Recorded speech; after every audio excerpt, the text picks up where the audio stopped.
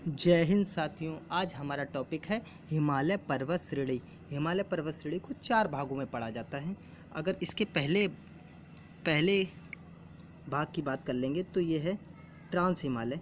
Trans Himalaya दूसरे भाग की बात कर लेंगे तो यह है बृहद हिमालय। इसी को बोलते हैं सर्वोच्च हिमालय या महान हिमालय। तीसरे भाग की बात कर लेंगे तो इसे बोलते हैं लघु हिमालय। चौथे भाग की अगर बात कर लेंगे तो इसे बोलते हैं शिवालिक हिमालय। इसके लिए हमने क्या एक ट्रिक भी बनाई थी जिससे कि आपको बड़ी आसानी से ये टर्म हमेशा के लिए याद हो जाए और आप इसको भूल ना सकें। चलिए देखते हैं हम वो ट्रिक क्या थी। ट्रिक थी टेबल पर शिवालय। टेबल पर शिवालय से हमने क्या कहा था, ट्रा से हो जाएगा ट्रांस हिमालय, वा से हो जाएगा बृहद हिमालय या महान हिमालय, ला से हो जाएगा लघु हिमालय, इसी को लेसर हिमालय इंग्लिश में बोलते हैं, और शिवालिक से हो जाएगा शिवालिक हिमालय। तो हम इससे पहले की वीडियो में 2 हिमालय के पार्ट को कवर कर चुके हैं, ट्रांस हिमालय और बृहद हिमालय। आज जो हम अपनी कंप्लीट स्टडी करने वाले हैं लघु हिमालय या लेसर हिमालय के बारे में। इसमें क्या हम पढ़ेंगे, इसमें हम देखेंगे उसकी स्थिति और वो कौन कौन सी पर्वत श्रेणियाँ पाई जाती हैं, किस किस राज्य में पाई जाती हैं, और उसकी औसतन ऊंचाई क्या है, वहाँ की चौड़ाई क्या है, इसके बारे में कंप्लीट स्टडी करेंगे। चलिए हम चलते हैं, मैप के माध्यम से इसको समझने की कोशिश करते हैं। चलिए देखते हैं।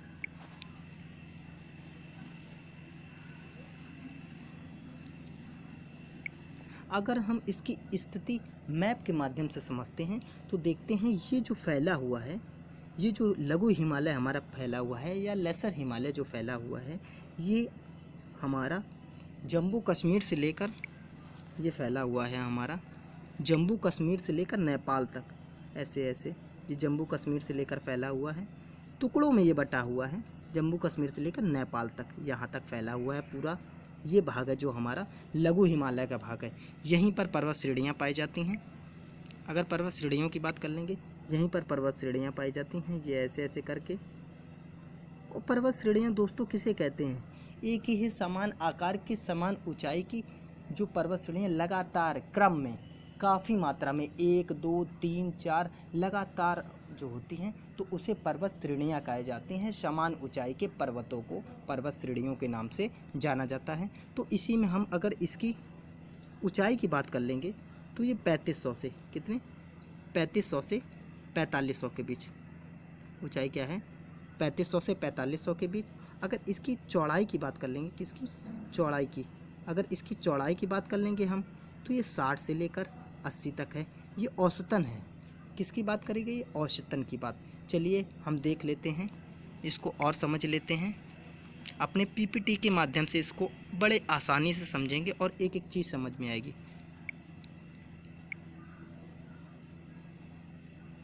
चलिए इसमें हम देख लेते हैं लघु हिमालय पर्वत श्रेणी। लघु हिमालय की कौन कौन सी पर्वत श्रेणियाँ हैं। अब देखिए जैसा कि पहला दिया है इसमें Jammu and Kashmir, J and के पहले समय में प्रेजेंट टाइम में ये केंद्र शासित प्रदेश का दर्जा दिया जा चुका है इसको। और इससे पहले के समय ये एक राज्य था, अब क्या है केंद्र शासित प्रदेश। अब उसमें केंद्र शासित प्रदेश में जम्मू कश्मीर में कौन सी पर्वत श्रेणी पाई जाती है, पर्वत श्रेणी पाई जाती है पीर पंजाल पर्वत श्रेणी। कौन सी, पीर पंजाल पर्वत श्रेणी। और इसी ये लघु, ये क्या है इसको देख लेते हैं, 1 मिनट। ये लघु हिमालय की सबसे लंबी पर्वत श्रृंखला है। ये क्या है, लघु हिमालय की सबसे लंबी पर्वत श्रृंखला है। इसी पर कुछ प्रमुख स्थल पाए जाते हैं, जैसा कि पहले देख लेते हैं हम। अगर स्थल की बात कर लेते हैं यहाँ पर, कहाँ पर, पीर पंजाल पर्वत श्रेणी के पास और जम्मू कश्मीर केंद्र शासित प्रदेश में। देखते हैं पहला अगर स्थल की बात कर लेते हैं, ये है हमारा कश्मीर घाटी, जिसे क्या कहते हैं, भारत का स्वर्ग भी बोलते हैं कश्मीर घाटी को। और दूसरा नगर एक पाया जाता है श्रीनगर। और यहीं पर 2 झील पाई जाती हैं दोस्तों। झील क्या है, डल झील और वुलर झील, 2 झील। इसे मीठे पानी की और ताज़े पानी की झीलों के नाम से भी जाना जाता है। चलिए इसी क्रम में हम आगे बढ़ते हैं। जो अगली पर्वत श्रेणी है वो हमारी पाई जाएगी हिमाचल प्रदेश में। दोस्तों इसका हिम, अगर हिमाचल प्रदेश का हम पर्यायवाची करें, हिम का आंचल। दोस्तों हिम का आंचल का मतलब हो गया जो यहाँ की पर्वत श्रेणियाँ हैं वहाँ पर अधिकांश बर्फ़ जमी होती है। हिमाचल, हिम का आंचल मतलब अधिकांश पर्वत श्रेणी पर क्या होती, बर्फ़ जमी होती है। यहाँ पे जो पर्वत श्रेणी पाई जाती है वो है धौलाधर। कौन सी है दोस्तों, धौलाधर।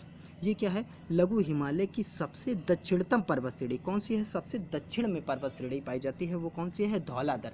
कहाँ पे पाई जाती है, हिमाचल, हिम का आंचल, इसीलिए यहाँ पर बर्फ जमी रहती है। चलिए यहाँ पर हम कुछ महत्वपूर्ण तीर्थ स्थल की बात कर लेंगे, पर्यटन स्थल की बात कर लेंगे। तो देखते हैं हम कौन कौन से मुख्य पर्यटन स्थल आते हैं। कुल्लू घाटी, कुल्लू घाटी या कांगड़ा घाटी, कुल्लू घाटी या कांगड़ा घाटी या कुल्लू मनाली। आपने सुना होगा दोस्तों, ये बहुत बेहतरीन जगह है, आप कभी भी घूमने जाइएगा, बहुत बेहतरीन जगह है। वास्तव में ये भारत के स्वर्ग है, यहाँ पर कश्मीर में भारत का स्वर्ग माना जाता है ये। और देख लीजिए एक नगर भी है शिमला, शिमला है, और मनाली, कुल्लू मनाली, मनाली है, और धर्मशाला है, और है एक डलहौजी। अगर इसकी हिमाचल प्रदेश की राजधानी की बात कर लेंगे, जो शीतकालीन राजधानी है दोस्तों, शीतकालीन राजधानी है वो है शिमला, और जो ग्रीष्मकालीन राजधानी है वो है धर्मशाला। इसकी दो राजधानी है, शीतकालीन राजधानी है हमारी शिमला, और ग्रीष्मकालीन राजधानी है हमारी धर्मशाला। और इसी क्रम में हम आगे बढ़ते हैं। जो अगला राज्य है हमारा उत्तराखंड, यानी कि यूके, शॉर्ट फॉर्म में हमने लिख दिया है यूके, लेकिन वास्तव में ये है उत्तराखंड। उत्तराखंड में बात कर लेंगे हमारी मसूरी पर्वत श्रेणी। कौन सी पर्वत श्रेणी, मसूरी पर्वत श्रेणी। और यहीं पर एक है नाग टिब्बा, कौन सी है दोस्तों, नाग टिब्बा, नाग टिब्बा पर्वत श्रेणी। और इसी में यहाँ पर प्रमुख जो दार्शनिक स्थल हैं, तीर्थ स्थल हैं, वो है रानीखेत। कौन सा है, रानीखेत। और एक है नैनीताल, नैनीताल दोस्तों, यहाँ पर अधिकांश झीलें बहुत पाई जाती हैं नैनीताल में, और ये भी बहुत बेहतरीन स्थल है घूमने का, बहुत बेहतरीन जगह है। चलिए इसी क्रम में हम आगे चलते हैं। नेपाल में देख लेते हैं कौन कौन सी पर्वत श्रेणियाँ पाई जाती हैं। यहाँ पे पाई जाती है महाभारत पर्वत श्रेणी। कौन सी दोस्तों, महाभारत पर्वत श्रेणी। यहीं पर एक घाटी पाई जाती है, काठमांडू घाटी। कौन सी, काठमांडू घाटी। और इसी घाटी के जस्ट समीप स्थित है हमारा काठमांडू शहर। कौन सा, काठमांडू शहर, काठमांडू शहर। और देख लेते हैं ये हमारा एक सिक्किम में घाटी पाई जाती है, चुम्बी घाटी, चुम्बी घाटी। ओके दोस्तों, चलिए और आगे समझने की कोशिश करते हैं हम। अब ये देख लेते हैं ये, चलिए दोस्तों अब पढ़ लेते हैं कश्मीर घाटी के रहस्य को, कश्मीर घाटी के रहस्य को पढ़ लेते हैं दोस्तों। अब देखते हैं इसमें आपको आज वाकई में दोस्तों, आज आपको पता चलेगा कि वास्तव में कश्मीर घाटी की स्थिति क्या है, वो किन दो पर्वतों के बीच में है। और दोस्तों वाकई में आज आपको मज़ा आ जाएगा दोस्तों, बहुत ही इंटरेस्टिंग होने वाला है ये। चलिए देख लेते हैं, ये जो पर्वत श्रेणी फैली हुई है, ये जो पर्वत श्रेणी यहाँ से यहाँ तक फैली हुई है, और एक ये पर्वत श्रेणी फैली हुई है ऐसे करके। अगर हम इस पर्वत श्रेणी की बात कर लें, अगर हम इस पर्वत श्रेणी की बात कर लें तो ये है बृहद हिमालय। कौन सा है, बृहद हिमालय है। और ये है हमारा पीर पंजाल। कौन सा है, पीर पंजाल। ये पाया जाता है जम्मू कश्मीर में, J&K में, जम्मू कश्मीर में पाया जाता है पर्वत श्रेणी। और ये बृहद हिमालय की पर्वत श्रेणी है। और ये जो दोस्तों आप बीच में देख रहे हैं, ये जो बीच में भाग है, ये अगर बीच में भाग कर लेंगे, जो मिट्टी वाला ये उपजाऊ भाग है, ये यहाँ से जो यहाँ तक ये फैला हुआ है, ये पूरा फैला हुआ है, ये वाला भाग, ये वाला भाग है, यहाँ पे मिट्टी है, ये बहुत उपजाऊ मिट्टी है दोस्तों। यहाँ पे क्या होता है कि यहाँ ग्लेशियर पाए जाते हैं, ऊंचे ऊंचे ग्लेशियर पाए जाने की वजह से, ग्लेशियर से क्या होता है, पानी क्या होता है, ग्लेशियर से नदियाँ निकलती हैं, और नदियों का पानी ये यहाँ पर ऐसे ऐसे आता है, ये ऊपर से ऐसे गिरता है आके, और ये यहाँ भी ग्लेशियर पाए जाते हैं, तो यहाँ से भी पानी ऐसे ऐसे गिरता है।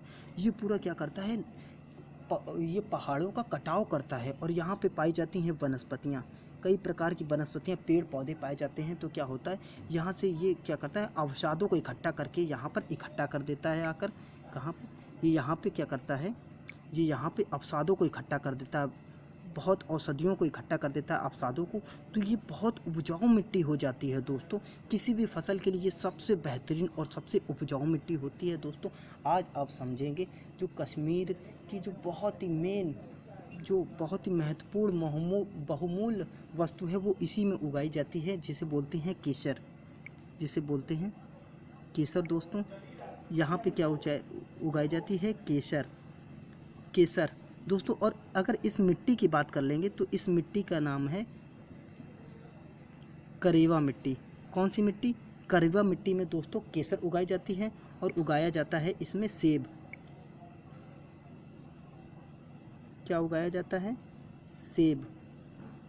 सेब उगाया जाता है दोस्तों। दो चीज़ यहाँ पर उगाई जाती हैं और ये वास्तव में बहुत उपजाऊ मिट्टी है। और देखिए, आप देख सकते हैं ये काफ़ी एरिया कवर करती है। चलिए और हम आगे देख लेते हैं, समझ लेते वास्तव में इसका पेड़ कैसा होता है केसर का, और सेब का बगीचा कैसा होता है, और इसको ट्रिक के माध्यम से भी हम समझेंगे दोस्तों।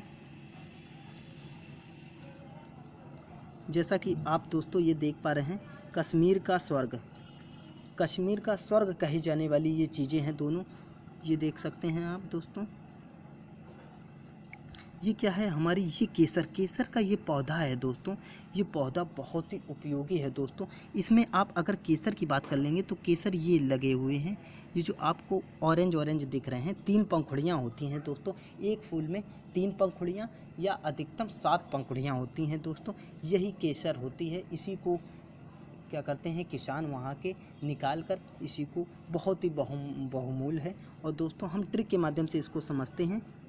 ट्रिपल के से हो जाएगा, एक के से हो जाएगा हमारा कश्मीर घाटी, कश्मीर घाटी, और एक के से हो जाएगा करेवा मृदा, करेवा मृदा या करेवा मिट्टी। और इसी में क्या होती है? केसर। क्या होती है? केसर। कश्मीर घाटी, कश्मीर घाटी में जो मिट्टी पाई जाती है करेवा मिट्टी, और करेवा ही मिट्टी में हमारा केसर होता है। और एक और फसल होती है जिसे बोलते हैं सेब, एक फल और होता है जिसे बोलते हैं सेब। आप इसे भी देख रहे होंगे, सेब को भी। चलिए और हम देख लेते हैं इसको डिटेल में। अब दोस्तों आप ये चित्र देख पा रहे होंगे, इसमें ये जो लड़की है, ये लड़की क्या कर रही है? ये लोग क्या करते हैं, सुबह सुबह जल्दी उठकर क्या करते हैं, अपने खेत पे जाते हैं जहाँ पर क्या उगाई जाती हैं। ये आप देख रहे होंगे, ये है हमारा केसर का पौधा, केसर का पौधा। केसर के पौधे से केसर को तोड़कर ये डलिया में भरकर इसको ले जाती हैं। और इस प्रत्येक फूल में क्या होता है, पूरा पूरा इसका उपयोग होता है। फूल की जो पंखुड़ियाँ होती हैं, जो 3 पंखुड़ियाँ निकली रहती हैं, जैसे कि ये मान लीजिए फूल है, इसमें जो 3 पंखुड़ियाँ निकली हैं, इनका उपयोग ये होता है केसर। और इसके जो फूल होता है, फूल की दोस्तों बहुत ही टेस्टी क्या बनती है, सब्जी बनती, बहुत टेस्टी सब्जी बनती है। और जो इसकी डंठल होती है दोस्तों, डंठल का इस्तेमाल जानवरों के चारे में किया जाता है। तो दोस्तों ये बहुत ही उपयोगी मुख्य इनकी फसल है, देखा जाए तो बहुत ही उपयोगी है। इसका पूर्ण रूप से इसका उपयोग किया जाता है दोस्तों, जैसा कि आप चित्र के माध्यम से देख पा रहे होंगे। चलिए और हम समझ लेते हैं। अगर हम चलिए देख लेते हैं हम सेब के बगीचों को दोस्तों। यहाँ पर सेब के बगीचे कैसे होते हैं, देखिए जैसे कि आप ये देख रहे हैं, सेब क्या है, पेड़ में गुच्छे नुमा लगते हैं, बहुत अधिक मात्रा में लगते हैं। तो ये आदमी को आप देख रहे हैं, ये क्या है, पेड़ से सेब को तोड़ रहा है। दूसरा ये आदमी है जो क्या कर रहा है, ये दोस्तों ये क्या कर रहा है, पेड़ से सेब को तोड़कर पेटी में रख रहा है। और दोस्तों आपने एक और चीज़ देखी होगी, ये कुछ क्या है, ये कुछ रेड सेब हैं, और ये क्या है, थोड़े पीले हैं सेब, क्या है, येलो में है सेब। तो सेब की कई प्रकार की किस्में पाई जाती हैं दोस्तों, तो उसी प्रकार से इसकी कीमत भी निर्धारित होती है। और देख सकते हैं ये जो आदमी क्या कर रहा है, इसकी पैकिंग कर रहा है दोस्तों। तो आप समझ सकते हैं दोस्तों, काफ़ी खर्चा आता है इस पूरे प्रकरण में, काफ़ी खर्चा आता है दोस्तों। और ये आप अब देख सकते हैं दोस्तों कि ये जो पेड़ है काफ़ी ज़्यादा बड़ा नहीं होता है दोस्तों। आप देख सकते हैं ये ज़्यादा बड़ा नहीं होता, और काफ़ी दूर दूर होते हैं पेड़। देखिए एक ये पेड़ है, एक ये पेड़ है, तो काफ़ी दूर दूर भी पेड़ पाए जाते हैं। और इसकी पैकिंग होने के बाद दोस्तों ये मार्केट में हमारे यहाँ आता है। हमारे यहाँ लगभग इसकी कीमत की बात अगर हम कर लेंगे तो कीमत की, अगर यही सेब की कीमत की बात करेंगे तो ये 100 रुपये से इसकी स्टार्टिंग होती है। 100 रुपये, 150 रुपये, 200 रुपये तक, अधिकांश 350 रुपये तक सेब आता है। जो एकदम लाल सेब होता है चित्तीदार, वो दोस्तों ज़्यादा महंगा होता है, 300 रुपये करीब आता है। चलिए और हम देख लेते हैं इसके बारे में। अब देख लेते हैं दोस्तों हिमालय का प्रादेशिक विभाजन। दोस्तों क्या, हिमालय का प्रादेशिक विभाजन के बारे में देख लेते हैं। हिमालय को किन किन भागों में तोड़ा गया है। अब दोस्तों बात कर लेते हैं हिमालय के प्रादेशिक विभाजन में। तो एक है पर्वतीय विभाजन दोस्तों, जैसा कि हम पहले पढ़ चुके हैं इसको। एक है प्रादेशिक विभाजन, प्रदेश यानी कि जैसे हमारे जो प्रदेश शहर पढ़ते हैं उनके हिसाब से, राज्य जो पढ़ते हैं उनके हिसाब से विभाजन है। और एक पर्वत श्रेणियों के हिसाब से विभाजन है इसका। अगर हम पहले देख लेते हैं जो पर्वतीय विभाजन है, उसमें पहला है विभाजन ट्रांस हिमालय। पहला है ट्रांस हिमालय, दूसरा है महान हिमालय, तीसरा है लघु हिमालय और चौथा है शिवालिक हिमालय। चलिए दोस्तों, अगर हम प्रादेशिक विभाजन के बारे में बात कर लेते हैं, पहला है पंजाब हिमालय। जो पंजाब हिमालय दोस्तों फैला है वो सिंधु नदी से सतलज नदी के बीच में फैला हुआ है। दूसरा पढ़ लेंगे कुमायूं हिमालय। दूसरा कुमायूं हिमालय जो फैला हुआ है वो सतलज नदी से काली नदी के बीच में फैला हुआ है। अगर नेपाल हिमालय की बात कर लेंगे दोस्तों, तो ये काली नदी से तीस्ता नदी के बीच में फैला हुआ है। और असम हिमालय की बात कर लेंगे तो ये तीस्ता नदी से अरुणाचल के बीच में फैला हुआ है। चलिए देख लेते हैं और आगे दोस्तों। अब ये हम इसको प्रादेशिक विभाजन एक बार मैप के माध्यम से समझ लें, जिससे कि कोई कन्फ्यूजन ना रहे दोस्तों। मेरा मेन मकसद है आपको मैप में हर चीज़ को समझाना। मैप से क्या होता है, मैप में एक बार आप देख लेते हो तो आपके दिमाग में एक इमेज बन जाती है और आप आसानी से उस चीज़ को समझ पाते हैं। चलिए देख लेते हैं दोस्तों। ये फैला हुआ है हमारा पहला जो प्रदेश है, ये हमारी है सिंधु नदी और ये है सतलज नदी। इसके बीच में जो फैला हुआ है पंजाब हिमालय है। और इसके बाद जो ये फैला हुआ है हमारा, ये यहाँ तक ये फैला हुआ है, यहाँ तक करीब ये है उत्तराखंड के पास ये है काली नदी। ये फैला हुआ है सिंधु से काली नदी। ये कौन सा, कुमायूं हिमालय। कौन सा है, कुमायूं हिमालय। कुमायूं हिमालय के बाद ये नेपाल हिमालय की बात कर लेंगे। ये वाला भाग कौन सा है, नेपाल हिमालय, जो काली से लेकर तीस्ता तक फैला हुआ है, तीस्ता नदी तक। अब ये जो तीस्ता से ये फैला हुआ है अरुणाचल प्रदेश तक फैला हुआ है, इसको बोलते हैं दिहांग हिमालय, दिहांग हिमालय तक। ओके दोस्तों आपको वीडियो ये कैसा लगा, वो दोस्तों वीडियो को शेयर कीजिएगा और चैनल को सब्सक्राइब कीजिएगा। और दोस्तों कमेंट करना ना भूलिएगा। कमेंट आप करिए, क्योंकि कमेंट से हमको पता चलता है किस तरह का वीडियो बना रहे हैं और इसमें और क्या सुधार करने हैं। दोस्तों आपके लिए मैं और बेहतरीन वीडियो लेकर आऊँगा चित्र के माध्यम से, जिससे आपके इमेज बन जाए दिमाग में और आसानी से आप चीज़ों को समझ सकें दोस्तों। ओके दोस्तों, जय हिंद, जय भारत।